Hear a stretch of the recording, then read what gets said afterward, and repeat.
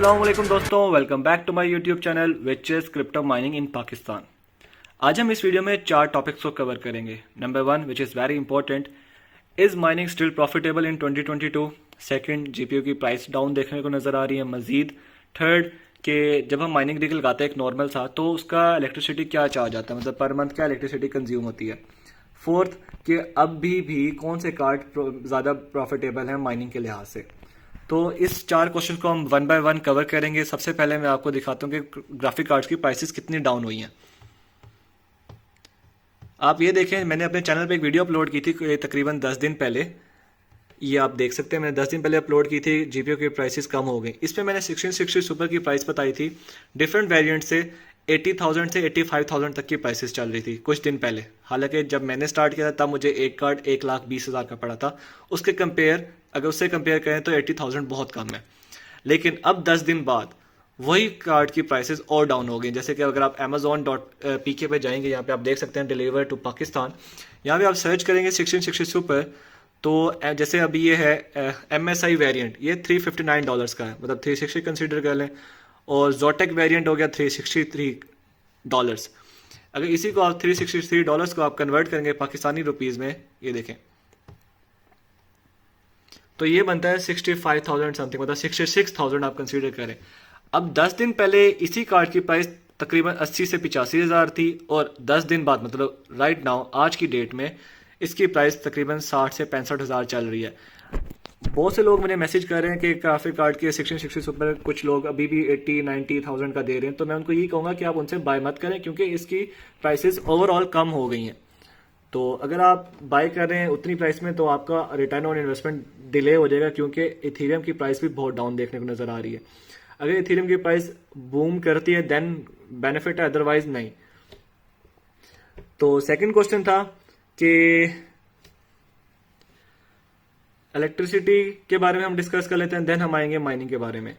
अब इलेक्ट्रिसिटी का ये है कि जब मैंने जो मैंने अपना माइनिंग सेटअप लगाया था, तो स्टार्ट में मुझे पर मंथ 6,000 रुपीज़ आता था। मैं हालांकि मेरा जो क्या कहते हैं हैश रेट था 158 था, और मेरा जो वॉट्स कंज्यूम हुए थे 392 वॉट्स कंज्यूम हुए थे, और वो डेली चल रहा था।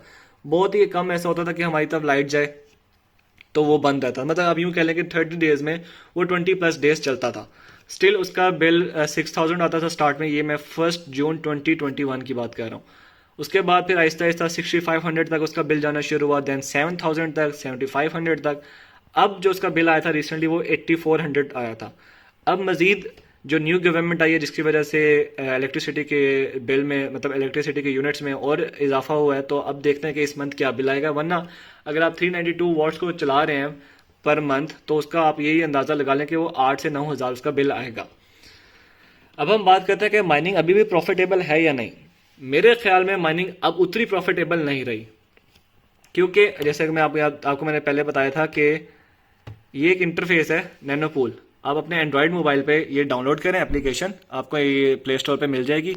वहाँ पे आपको इजीली आप उसको क्या कहते हैं, यहाँ पे तो जब अब वो आप अपने एप्लीकेशन अपना इंटरफेस मोबाइल पे खोलेंगे, वहाँ पे नीचे आपको ऑप्शन आएगा कैलकुलेटर का। वहाँ पे आप अपना हैश रेट लिखिएगा, जैसे मेरा 158 हैश रेट था। वहाँ आप जब हैश रेट एंटर करेंगे, वो आपको उसी टाइम आपको सारा कैलकुलेट करके दे देगा कि आपने पर मंथ, मतलब लाइक पर डे कितना जनरेट करें, पर वीक कितना जनरेट करें, आफ्टर 3 वीक्स कितना जनरेट करें, आफ्टर मंथ कितना जनरेट करें। तो अगर मैं 158 हैश रेट की बात करूँ, ये तो मैं 3090 की रह गया। अगर मैं 1660 सुपर की बात करूँ, तो जब मैंने स्टार्ट किया था 1 जून 2021 को, तो तब मैं 10 दिन के अंदर 0.05 इथेरियम माइन करा था। 0.05 इथेरियम 10 दिन के अंदर। अगर आप देखें 0.05 इथेरियम,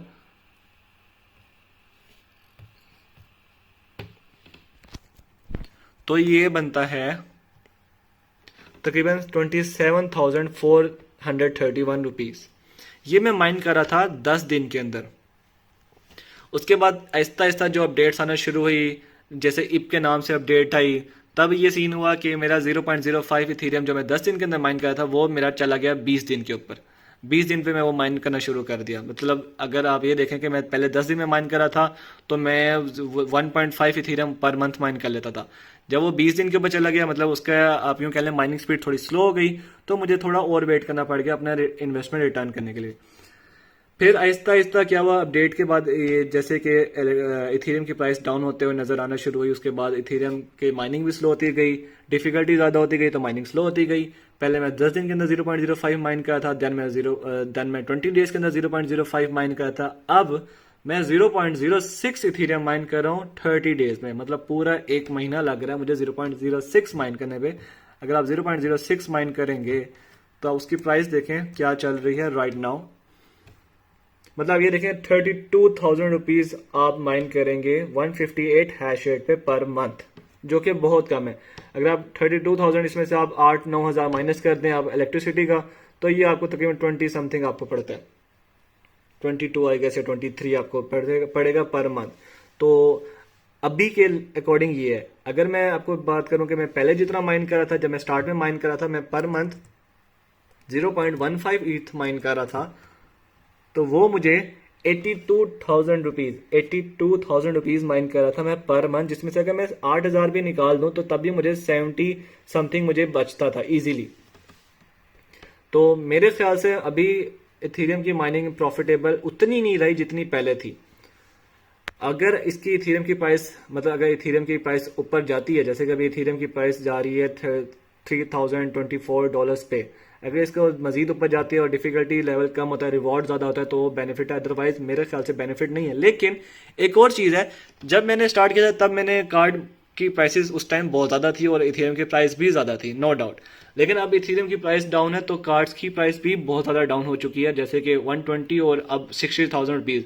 अगर मैंने 120 का एक लगाया था तो अब मैं 120 के दो लगा सकता हूँ, मतलब तब मुझे 120 पे 31.50 हैश रेट मिला था, अब मुझे उसी प्राइस में 62 मतलब ऑलमोस्ट 63 हैश रेट मिलता है, which is very good.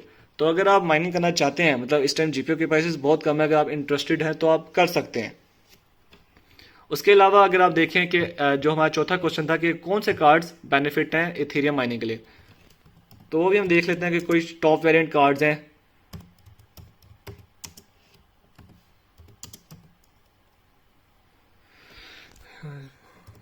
Best for mining, आप ये देख सकते हैं कि ये अभी तक कुछ बेस्ट कार्ड्स शो हो रहे हैं, जैसे GTX 1060 6GB, ये RX 570 8GB, RX 580 भी इसके अलावा आप कर सकते हैं।